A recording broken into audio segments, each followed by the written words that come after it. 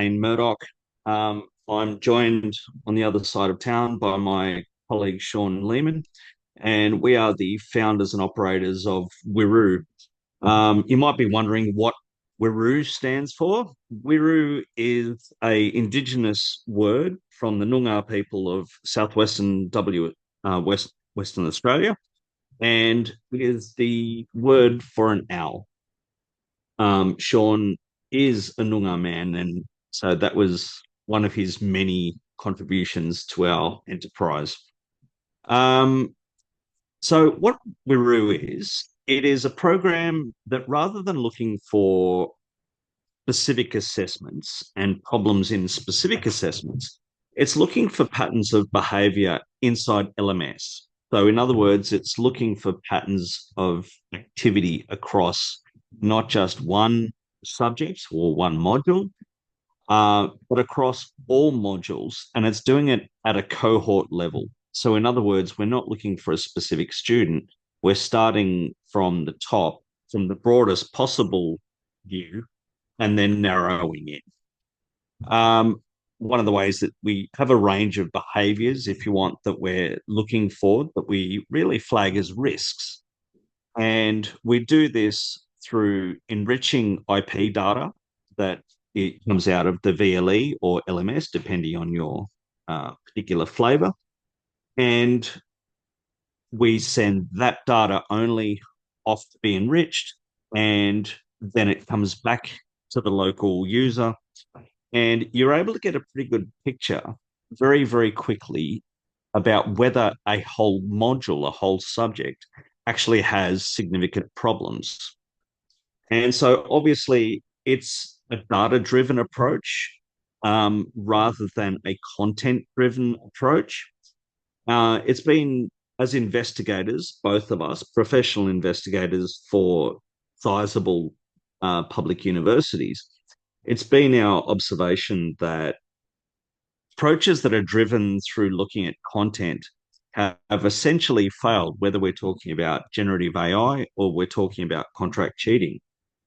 They certainly have not been capable of identifying the scale. And Joseph, in his enlightening presentation, kind of points to the scale.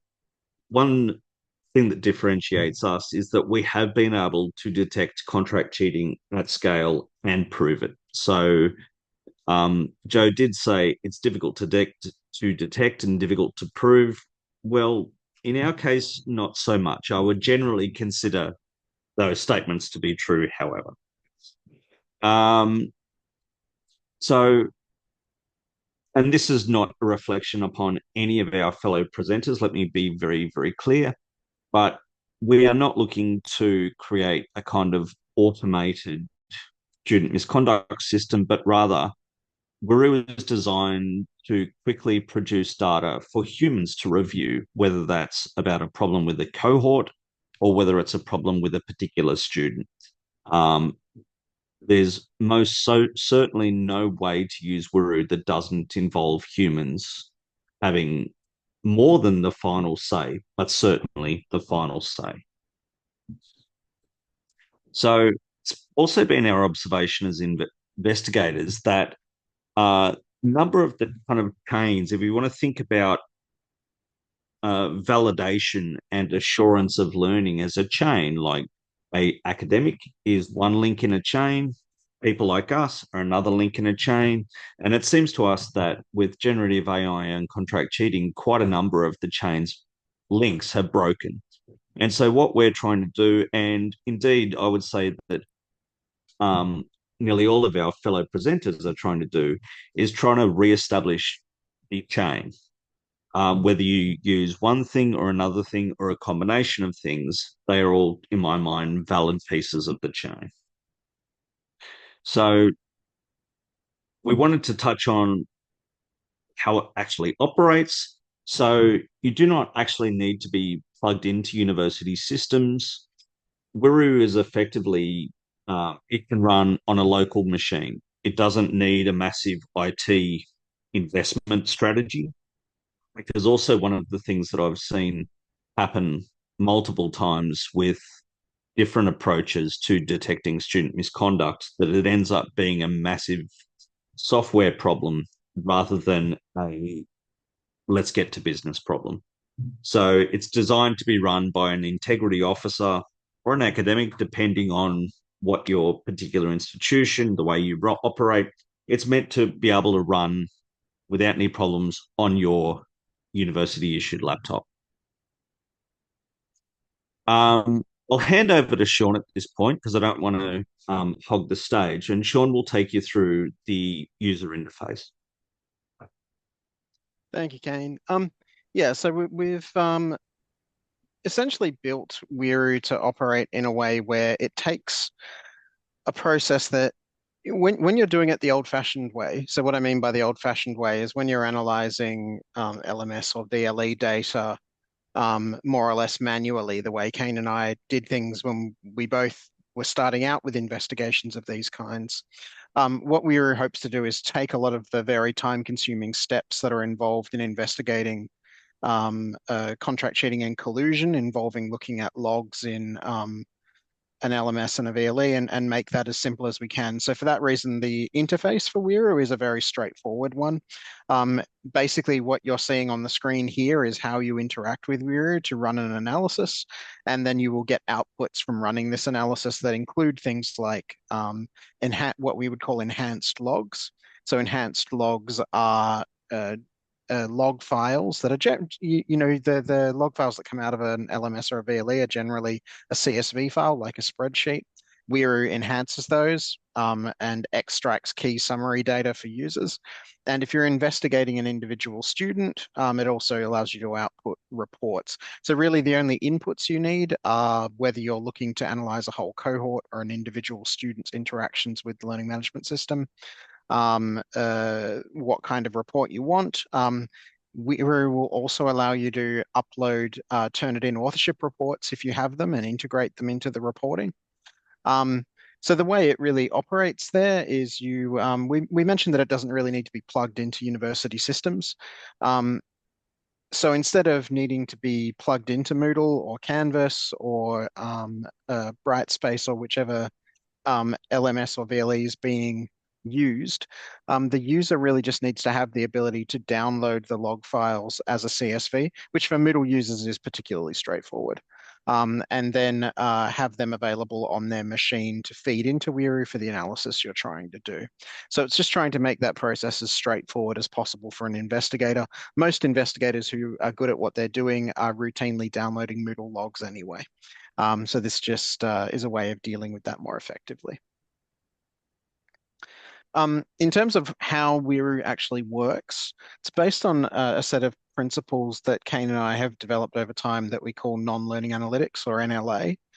Non-learning analytics is sort of an upside down version of learning analytics. So what I mean here is that there's actually a bit of a problem with the underlying assumptions of learning analytics.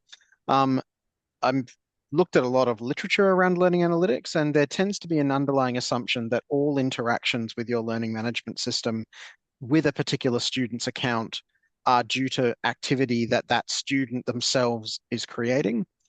One thing that we didn't mention just yet is that one of the dominant models for commercial contract cheating is that it does involve students handing over their username and password to the cheating provider. So what we argue really through non-learning analytics is that not only is it not the case that all the data produced in a particular student's account was necessarily due to their own activity, the data itself can tell you when that is not the case. So the data itself can tell you when there are behavioral patterns going on that are not consistent with an individual student carrying out their studies from their usual location. So the way WIROO works is in the background of any learning management system, there will be a logging system that's tracking the IP addresses that are used to interact with the content in the learning management system. So that could be someone logging in and accessing their weekly quiz for week 3, or downloading their assessment instructions, or making a submission through a Turnitin link of a report, so on and so forth. Anytime one of those things happens, there will be an IP address that's recorded. Now, the thing that happens when you've got a third party logging in and doing things for a student, which is very common in our experience, we've proven hundreds of cases like this, is that will result in changes in the connection patterns.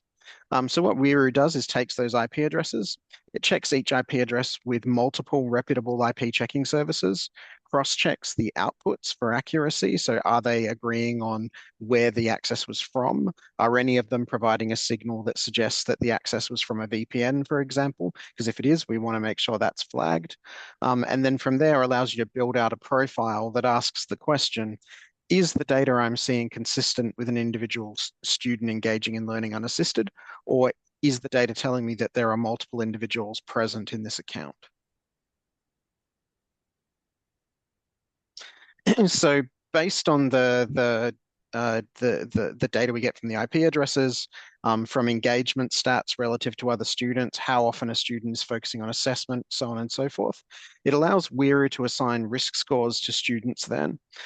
So risk scores can be produced by quite a lot of different things. So we might see, for example, that there are multiple countries active in their account and that the connections are switching at improbable or impossible speeds between those locations. The fact that we're using multiple IP checking services allows us to know with a pretty good level of certainty whether a particular connection is associated with a VPN or not, and that it minimizes the risk of a student being flagged as teleporting around the world just because they're using a VPN. It allows us to also then look at VPN patterns. So cheating providers know that universities will look at logs and investigations if they've got investigators who know what they're doing. So that means that cheating providers quite often will use VPNs to obscure their location, but that itself can produce evidence patterns. So what you might see is a statistically significant increase in the use of VPNs when assessments are going on, that sort of thing. We can also look for patterns where a student has very low engagement and very high assessment focus. If you've got a third party logging in to complete a subject, particularly where they're familiar with that subject, they'll usually work as efficiently as they can. And whether there are non-campus IP addresses shared among multiple students. So if you've got a cheating provider servicing a particular module or a particular subject, whatever your term of use is, um, you will often identify that a particular cheating provider might have then usernames and passwords for multiple students. So you might see something like a particular IP address turning up and doing the week 5 quiz for student A, then student B, then student C, then student D, then student E. WIROO allows you to identify where that has occurred very rapidly.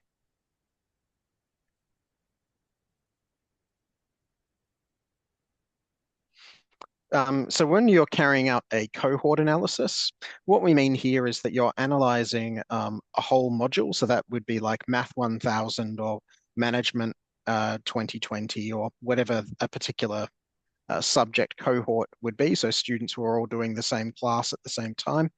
The cohort analysis looks at the risk scores for all of the students in that cohort and then allows you to very conveniently rank them by risk score and identify whether there are particular students in the cohort that need a closer look, and also allow you to identify whether there are patterns of connections among the students that suggest that there is any kind of systematic issue going on in that particular subject. So I think we've got an example of what that can look like next here. Yep. So on the When I left here, talked about when I talked about that whole thing of quickly identifying where your problems are, this is kind of a really good example of that. Where on the left-hand side, this would be, in our view, generally speaking, say, students living together in flats, and it would be uncontroversial to us as investigators. Where on the right-hand side, you're seeing a very, very different pattern of behavior. And from a kind of balance of probabilities and proof point of view, it's hard to explain connections to this many students in a given class. We do effectively filter out campus IPs, known student accommodation IPs, and things like this. So we also filter out anyone who doesn't have any connection to anyone else in data set. So it really helps from a strategic perspective to be able to quickly identify faculties, schools, and subjects that have the biggest problems and therefore might need uh, to have a greater focus on assessment redesign. Yeah, and so Sure. when you're looking at things through this lens, it's not unheard of for you to identify that dozens of students in a particular subject might well have been using the same cheating provider, and it produces a big network knot like the one you were seeing on the screen there. So once you've done a cohort analysis and you're able to identify whether there are particular students of interest who might need a closer look individually, well, what you can do there is move on to do an individual analysis for any of the students of interest using WIROO. So if we just go to the next one there. Okay. Yeah, so what that allows us to do is then do what we call an individual deep analysis. An individual deep analysis is a really important step in proper investigation of contract cheating. We know from the research, so particularly some research by by Curtis and Claire, so Guy Curtis from the University of Western Australia, here in Australia, obviously, um, did some great research a few years ago that identified that if a student has engaged in contract cheating once, they've probably done it multiple times. So if you're going to investigate commercial contract cheating for a particular student, you are not really doing the job properly if you're just looking at the one assessment that they've submitted or the one subject you've got concerns about. You really need to look at everything they've done. And what you do with WIROO in this instance is WIROO will allow you to then carry out an analysis all at once that considers all of the subjects they've done over time, and then allows you to identify whether there are changes in patterns of behavior over time, or whether there are patterns of behavior for subjects that happened at the same time that suggest that different people were active in different subjects. So you might see, for example, that a student did 4 subjects in semester 2, 2023, and that in one of the subjects there were completely different internet connections active than for the other 3, which is a very strong indicator that something fishy was going on there. Um, once you identify the non-learning behaviors that are going on there, we can then go about systematically extracting them out for reporting. And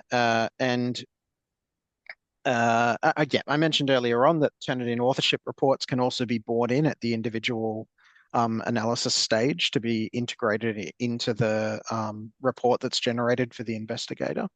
So that allows you to have multiple legs of evidence, which is really important.